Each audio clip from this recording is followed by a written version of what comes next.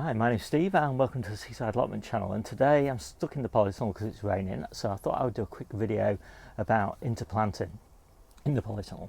So I like to grow most of my stuff in raised beds, and that tends to mean that there's quite a lot of spare soil around, say, the tomatoes and the peppers. Now I also don't like a tangled mess of veg. I like to give each plant a decent amount of space to grow. Probably not the optimum, but not far off, and then to manage that plant fairly well so it's fairly neat and tidy, and then to use interplanting to grow things at multiple levels around those plants. And I do that for a couple of reasons. Obviously the most obvious reason is I get a bigger harvest because I've got these extra interplanted crops, but the other reason is that it encourages me to keep the rest of the ground hydrated. So there can be a tendency just to water the root of the plant itself, and obviously that's fine and to be encouraged. But when I look at my tomato plants, when I pulled them out last year, I was amazed at the spread of the roots. So whilst the plant might have had a sort of tap root that went down nicely and then came up like this, but then it went a huge amount of roots running horizontally, you know, in the first sort of 3 inches of soil. And so watering in that 3-inch zone gives the plant access to a huge amount of extra nutrients and water. And it seems very wasteful to water that soil unless you've got something planted in it.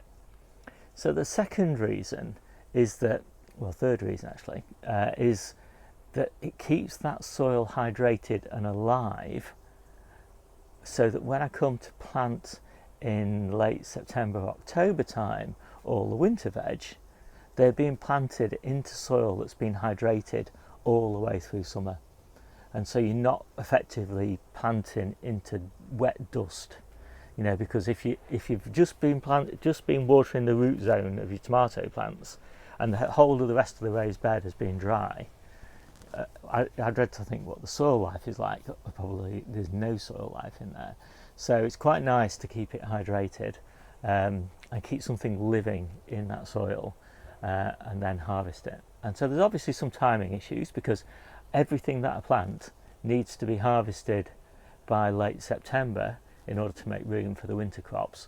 But yeah, I think there's plenty of opportunities, and so I'll just show you around a few of the things that I'm experimenting with. And this is only my second year with the polytunnel, and it's really my first year doing interplanting, so don't take any of this as kind of like tried and true perfect interplanting schemes or anything like that. It's just very much my first experiments in that area.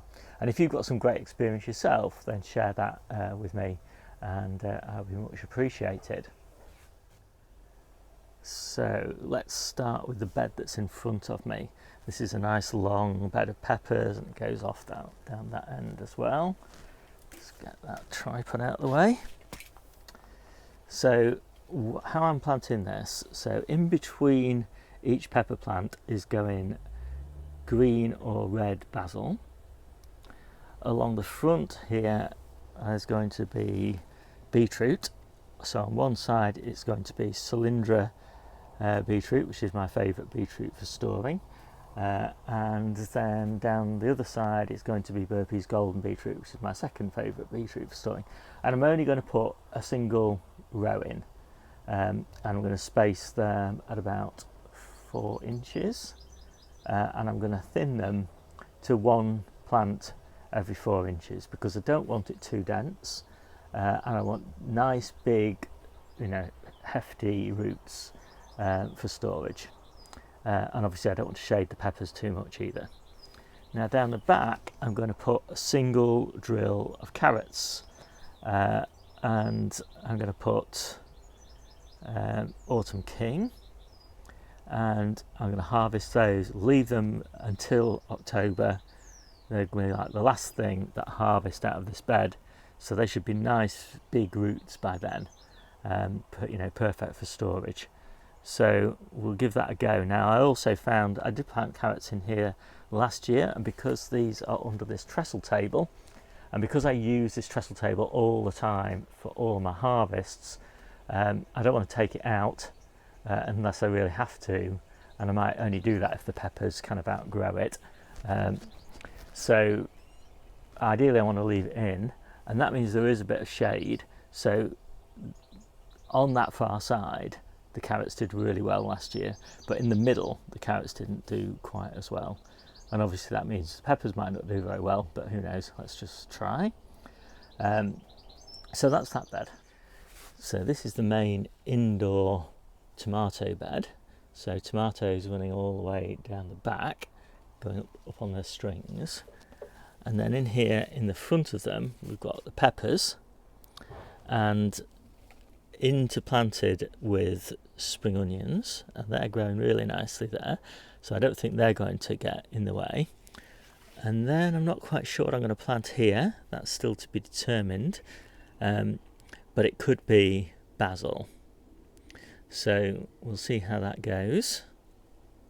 And basically that'll be the same planting pattern all the way down there. Next year I'm planning to interplant with ginger, and this is my first ginger plant, and it's not looking that great because it's got too warm in the kitchen at home, but I'm hoping that that gives me enough ginger root to grow on quite a number of plants for next year, and then gradually I'll get enough plants so that I can have loads of ginger down here interplanted with these peppers. So that's it, all pretty simple for this year. Love your own hints and tips, and I'll see you soon.